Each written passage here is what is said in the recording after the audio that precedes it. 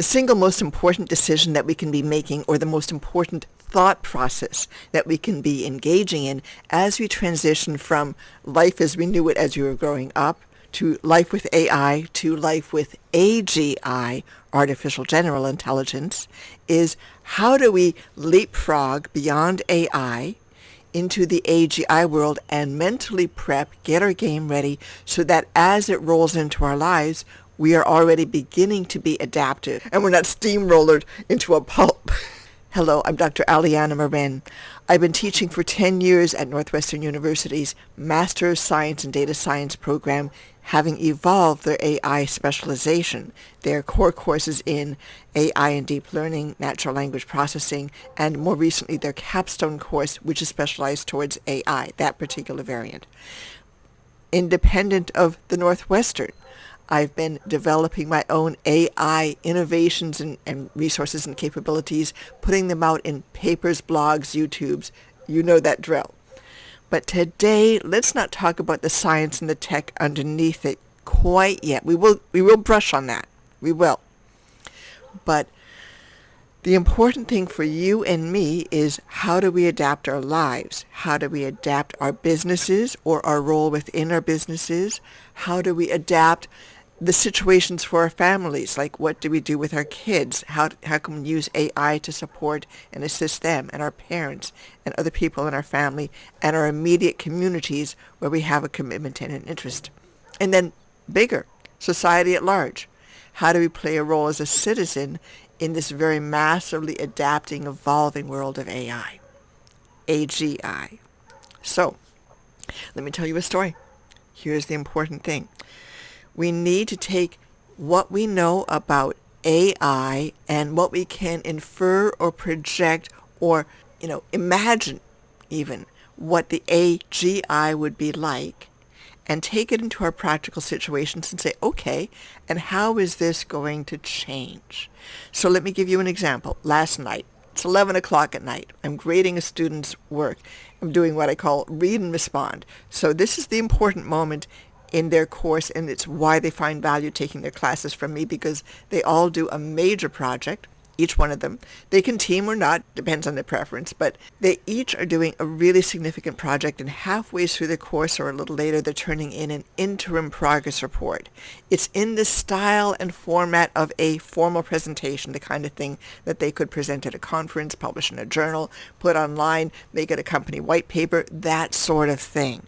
Very, very high level piece of work. And everybody in Capstone does a bang up job because they know how to do this. They've gone through a few of these classes with me. But often as not, I see these really incredibly fabulous works coming out of the predecessor courses, the AI and deep learning or the natural language processing. And that's what I was looking at last night. And the guy had done a great job. He was doing something fairly innovative, interesting. It was niche focused, which always gives a person a leg up because you know that there's a realm within which the application can play out. And he was very, very focused on doing like a top tier job. So we'd already run it by the TA, the teaching assistant, gotten a round of feedback, was making all these little twiddles and tiny, tiny little adjustments and improvements. And then I was looking at it. It was an interesting experience because I was going through, and sometimes it's like being an English professor, like you should break your paragraph here because you're starting a new thought. And then sometimes it's like, put in some infographics. Your reader is getting fatigued and they need to organize their thinking about a picture that tells them, because we are such visual people. And then sometimes it's, you need to balance this discussion of your two methods a little bit more, or draw out the explanation of why you're doing this particular process. Sometimes, and here's where it got interesting last night, I'm towards the end. I was getting a little fatigued because I've been putting a lot into this review. He had clearly been getting fatigued because the quality was still good, but it was starting to get a little draggy, and then it came to the very end. That very end where we make something called future directions. So all the work is done. It's been reported. It's been analyzed. It's been interpreted. It's been discussed. We've had conclusions. And the work still isn't done, because any of us doing this kind of intellectual creative work will have a ticky list, a long list of, God, these are a whole slew of things that I could do to follow up. And his slew of things were really sort of at that mundane level. I could run things with more of this and more of that. And I was looking, no, no, no. This is where you get the value of your enrollment in the course with me. Now, every professor is different. Every professor has their own private rubric for why I'm making my service to you as a professor in a course where you're putting in a whole lot of energy of value to you, because at Northwestern, it's $5,000 for a course, approximately, but it's an expensive experience. And the idea is to come out with more than just the Northwestern imprimatur stamped firmly on your rear end, and you can post that you got this degree. There should be some experience that is formative and useful. So here was the moment. I said, take it up a notch. We're not looking at this stage for future directions on run with more this and that, parameters and tweaks and such. It's go up to that high level problem statement that you'd used beautifully. He had a great introduction. It was just top of the line. Bring it back to that level, and I'll speak from authority. You are now. This is not joking. This is very for reals. And I'm speaking to a student who is near the end of the program but does not yet have that piece of paper that validates the achievement. But the work itself was the valid achievement. And I was saying to him in the comments, you are now the leading world's expert on this particular area. Niche focused and very technically specific. So, it's king of the mountain, relatively small, isolated mountain, but you're still king of that mountain. You have just defined best practice. You have just defined the state of the art. So the issue is not run this steady with more parameters or more of this or that. It's now that we've shown what these results can be, how are we supposed to use them? Let's bring it back into the world of applications. Who is going to use this? How are they going to set up? What can they look to do with this new tool as a capability in their arsenal? Now that was a value. And so late last night, early this morning, I was ruminating. It's like we all are thinking about our jobs, aren't we? We're all thinking about what is my job going to be like a year from now, a couple of years from now, 5 to 10 years from now. Will I still even have a job? If so, what will it be like? Because probably every job will be different. And here I am, professor, teaching AI, not necessarily using AI that much, but teaching it, teaching mostly the math and the algorithms and the methods and such. And here's the thing. I was looking at my process and saying, what about this can be replaced and done as well, maybe even better, because the AI system would not get fatigued. And as we approached midnight, I was getting fatigued.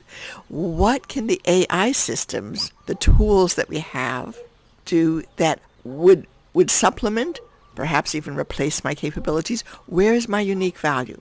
So let's you and I back this up. The most important distinction that we can make when we start looking at AI versus AGI is tool versus being.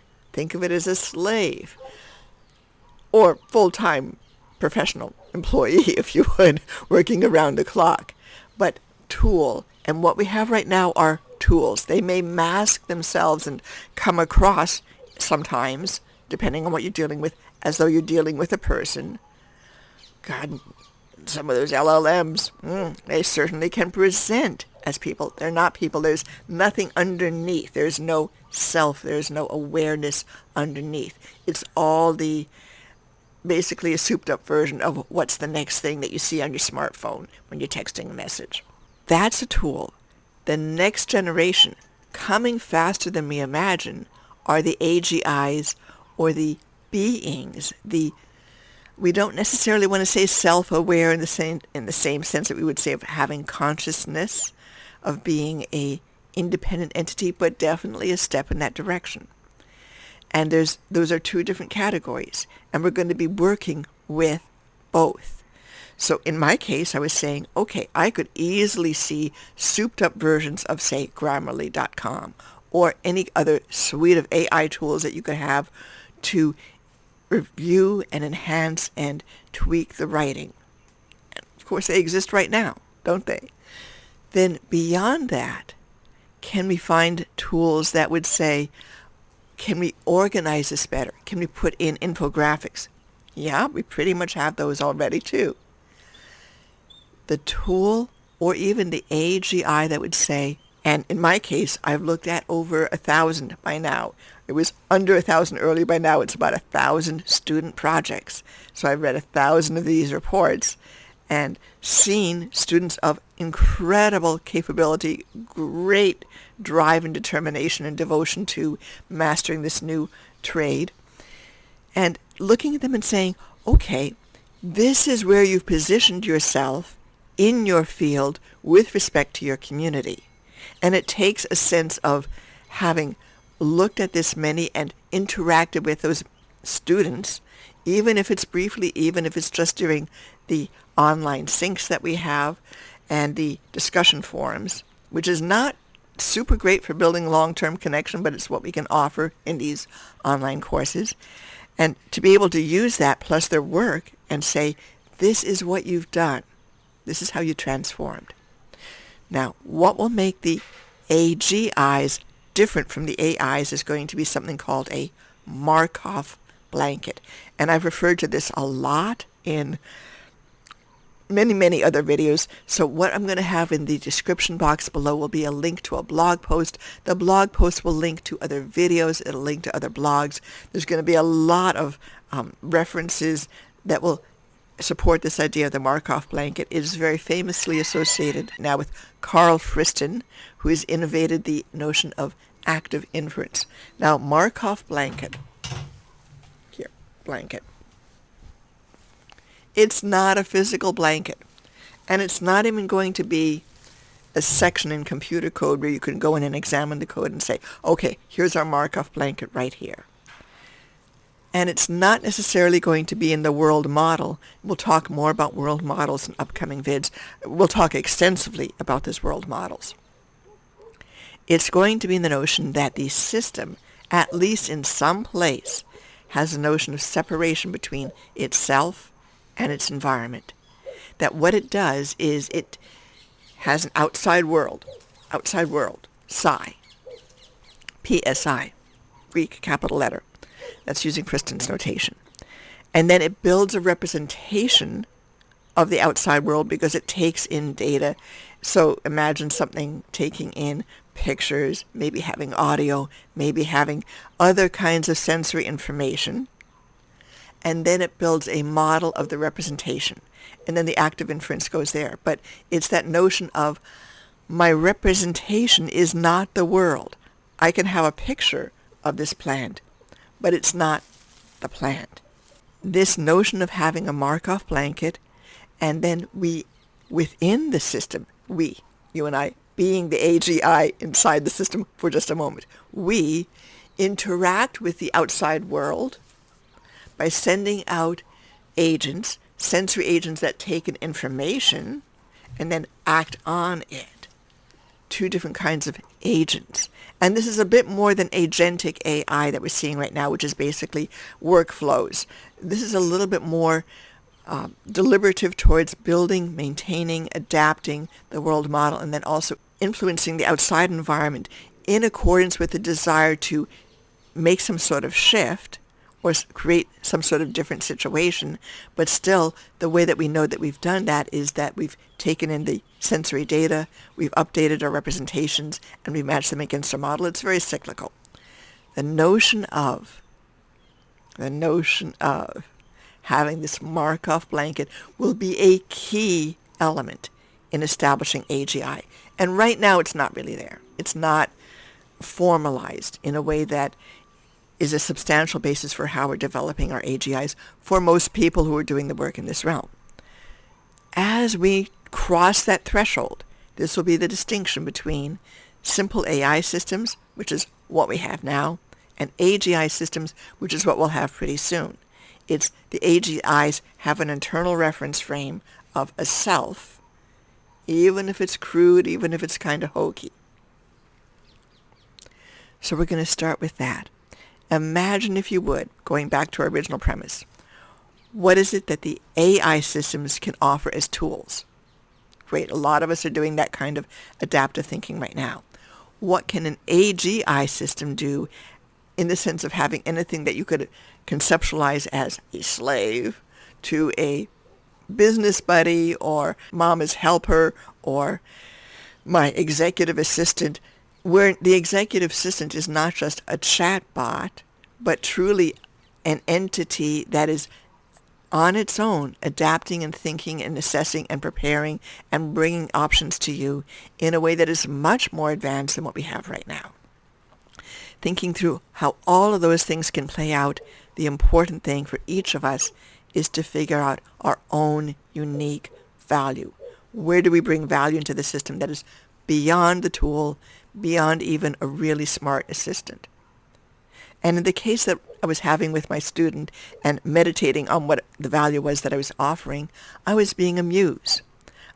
And as a muse, I was holding a vision of this higher, more elevated role that this person would have as they step into not only having done that work, but what that work means, what it elevates them into in a new role in society, in a new role within business, and a new role within their own conceptualization of their self. So thank you. It's been lovely to have a moment with you. Please do follow up on the information within the blog post, link in the description box, and also to get more information. And of course, we'd like you to like and subscribe and hit the notifications bell, of course. But what we really are asking you to do here in Themesis, which is a company that really is in its own essence a muse, we ask you to come over to our website, go to the About page, scroll down, find the opt-in form, complete the opt-in form, and start communicating with us where we can share with you not only these YouTubes, which come out fairly often, but also the blog posts, suggestions for interesting articles to read, or just things that we think are important to share with you as a community. We're going to be building up not just a salon, but a community experience that would be the playing ground, if you will, where you can talk about things like this with people and get the feeling of saying, oh my God, I feel so relieved. I'm having an intelligent conversation. This is such a thoughtful perspective that I'm being offered. It helps me organize and validate and ground my beliefs and prepare for what's coming up. So do join us in Themesis. We look forward to seeing you soon. Thank you. Aliana Moren from Themesis. Have a lovely day.